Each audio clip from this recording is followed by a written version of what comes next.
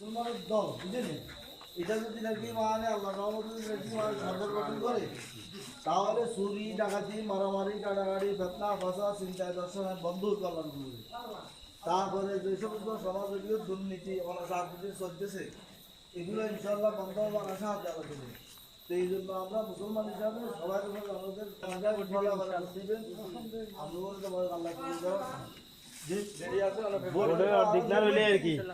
আমরা আগে থেকে জানাই দিচ্ছি আর কি সবাইকে।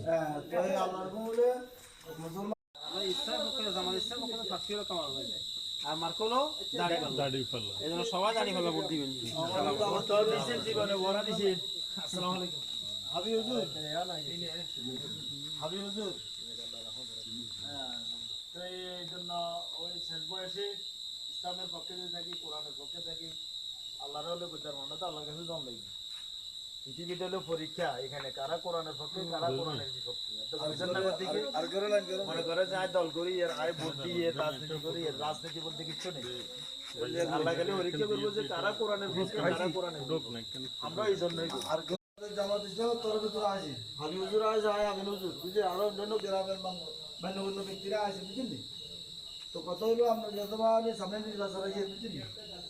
তো অনেক দল আসিল, বুঝলি, অনেক দল আছে। 57 বছর পর্যন্ত বাংলাদেশের বয়সে আমরা অনেক দলের ভোট দিছি। এখন আমাদের বাংলাদেশ জামাত ইসলামের তরফে আমরা বাগান মসজিদের লোক, ইনশাআল্লাহ আল্লাহ রসুলের দল করছে, আল্লাহ রসুলের নামাজ হচ্ছে নামাজ ফরজ, আল্লাহ রসুলের দল করছে দল করা ফরজ।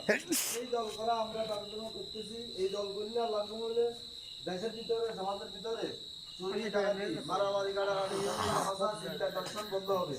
মানুষের নির্যাতন নিপীড়ন খুন গুম মাছ জাল জরিমানা রিমান্ড ফাঁসিতে দিয়ে এগুলো বন্ধ হবে।